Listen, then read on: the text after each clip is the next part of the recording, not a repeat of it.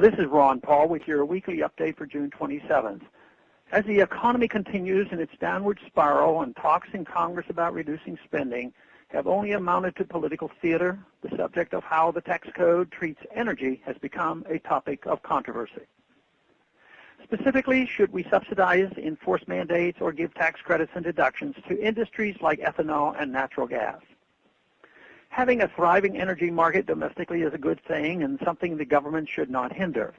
Not only would decreasing our dependence on foreign oil simplify our foreign policy, but it would greatly enhance our anemic economy at home. Of course, the government should neither inhibit nor subsidize any particular type of energy.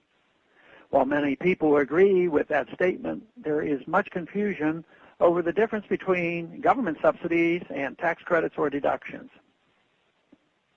The difference is night and day, yet so many times they are all lumped together as evil government handouts. A subsidy is a government handout. It amounts to the government taking money from the people and giving it to a favored interest. It is the worst sort of market manipulation and is something I can never support. This kind of government mischief is anathema to the Constitution and to the principles of freedom and the free market. By contrast, with tax credits and deductions, industries, business, and individuals simply get to keep more of the money they have earned. Ideally, the tax code should not be used for social engineering, but until we have true tax reform, I will always support tax credits and deductions that keep more dollars in the private sector where they are spent, saved, or invested. This means I will support tax credits and deductions for energy, producers, farmers, homeschoolers, family child care expenditures, expenditures of evacuees from disaster areas, and even adoption expenses.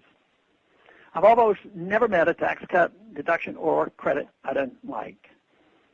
Any measure that keeps money in the private sector to spend, save, or invest rather than allowing the government to waste or misallocate it is a win for the economy.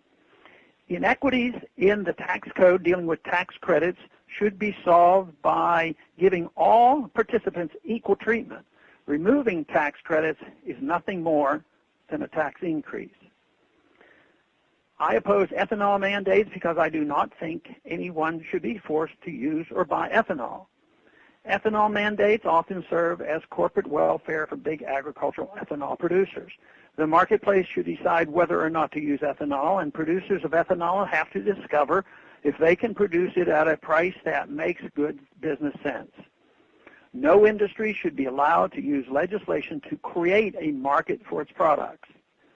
The real reason ethanol mandates continue to surface in federal legislation is that the agribusiness continues to have one of the most powerful lobbies in Washington. Furthermore, while I do not support providing federal grants to any industry, I do support the tax credits contained in the National Gas Act, H.R. 1380. These credits reduce taxes for the production or purchases of vehicles that run on American-made natural gas. These credits are not subsidies. Of course, we should repeal federal barriers to energy production and reducing taxes on all forms of energy.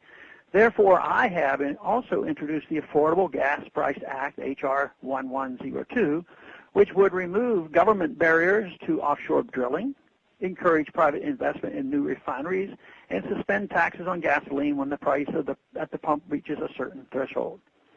Lowering taxes to encourage the domestic production of energy and getting government out of the way of the American energy market is not a government giveaway. It is the way it should be in a free country. Thanks for calling this update. A new update is placed on this number, 888-322-1414, every Monday. The written text can be found on my website, www.house.gov/Paul, under the heading Texas Straight Talk.